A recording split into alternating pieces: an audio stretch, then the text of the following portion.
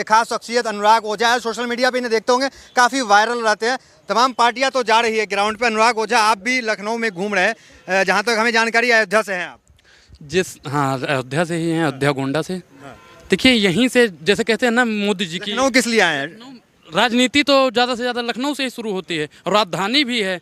तो लखनऊ से राजधानी से जो सियासत खड़ी की जा रही है, उस तानाशाही सियासत को देखने के लिए आए हैं कि तानाशाही किस रूप से उजागर हो रही है। जहाँ पे ये बात करते हैं महिला सशक्तिकरण की, जैसा के पापा हमारे पिछली बार उत्तर प्रदेश में आए थे और कहे कि ऐसा कानून लाएंगे कि महिलाएं आधी रात को गहना लाद के घूमेंगी। अब पत्रकार महोदय, एक चीज़ बताइए कि जो सितारा लाद के महिलाएं घूम रही है ना, हेड कांस्टेबल जो हैं, उनको ऐसे दरिंदगी, ऐसे अपराधी हाँ नोच डालते हैं ट्रेन में, जहां पुलिस सुरक्षित ना हो, उस प्रदेश में महिलाएं क्या सुरक्षित होंगी? जैसा कि पापा इस बात पर जवाब दे। ये भगवा लगा के बीजेपी का आप विरोध करते हैं, ये कई लोग तो आपत्ति जताते हैं। गलत है। ये किसका है? ये बीजेपी का है। हैं? इसमें ठप्पा लगा है बीजेपी का। बीजेपी का कोई भी नेता यहाँ पे आके बता दे कि ये हमारा है। कलावा उलावा पहने हुए हैं। भाई, हम तो सनातनी हैं, सनातनी है तो कुछ भी करेंगे। हाँ, सनातनी है तो बांधेंगे नहीं। और हमारे मीडिया पे लोग सोशल मीडिया पे आपके खिलाफ लिखते हैं, ये फर्जी हिंदू है, इस तरह की बातें। देखिए, मोदी जी क्या कहते हैं कि हम 3 किलो गाली खाते हैं, तो 1-8 किलो गाली हमें मिल जाती है, तो इसमें कोई नई बात थोड़ी है। जब देश का प्रधानमंत्री 3 किलो गाली खा सकता है, तो 250 ग्राम गाली अनुराग नहीं खा सकता है। आपको गाली तो मिलती है ना? तो देने वाले जिसको जो कहना है कहने दो, अपना क्या जाता है। और ये वक्त की बात है, वक्त सबका आता है। लगता है कि अभी के माहौल के हिसाब से कौन जीत रहा है? मैं देखिए, ये तो समय आने पे जनता तय करेगी। शिक्षा स्वास्थ्य पे अगर चुनाव होता है 24 का, तक कौन जीतता हुआ नजर आ रहा है? भैया, राहुल गांधी मतलब जीत रहे हैं। कांग्रेस पूरा, आज लालू जी ने भी समर्थन दे दिया है कि राहुल जो है प्रधानमंत्री देश के बनेंगे। और अब हम कहना चाहते हैं, बहुत हुआ सम्मान तुम्हारी पार्टी का मोदी जी, और बहुत किया तुमने सम्मान हमारे जनता का मोदी जी। अब नहीं होगा ना तुम्हारा सम्मान, और बहुत सहे अपमान। अब जाइए आप यहाँ से। मोदी कह रहे थे कि आप बीजेपी में थे पहले, पीछे बात चल रही थी। बीजेपी में थे, बीजेपी को छोड़ दिया।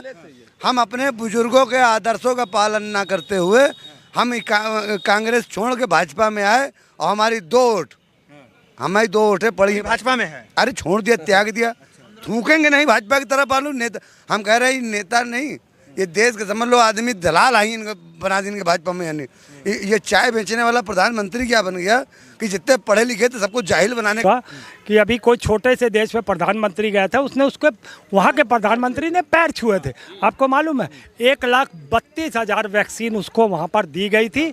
और यहाँ अपने मुल्क में हिंदुस्तानी हमारे भाई तड़प तड़प के मरे हैं। और नरेंद्र मोदी ने छोटे छोटे देशों में व्यापार किया। स्तरीय नेता है तो कर रहे हैं। वैक्सीन का व्यापार किया।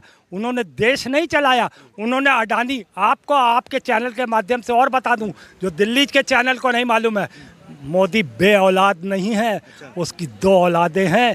पहला बड़ा बेटा गौतम अडानी और दूसरा अंबानी। दोनों माओ से उसने गोद में लिया है।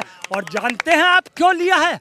क्योंकि नरेंद्र मोदी ने जब अपनी पत्नी छोड़ के देश में सन्यास के रूप में कहने की बात, ये सीधा गुजरात लूटने चला गया और देश लूटता रहा। मगर आज जब वो बूढ़ा हुआ तो उसे अपने याद सताने लग गई कि काश मैंने अपनी पत्नी को ना छोड़ा होता, काश मेरे बच्चे होते।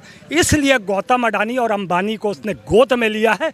और देश की जनता को वो दोनों हाथों से लूटते हुए अपने बुढ़ापे का सहारा वो तय कर रहा है। बाकी राय साहब, तो आप ही लोग तो वोट दिए ना प्रधानमंत्री मोदी, दूसरी बार आए, कोई पहली बार तो है नहीं। नहीं, पहली लोग तो वोट पहली बार वो आए 15 लाख और 2 करोड़ के जुमले में।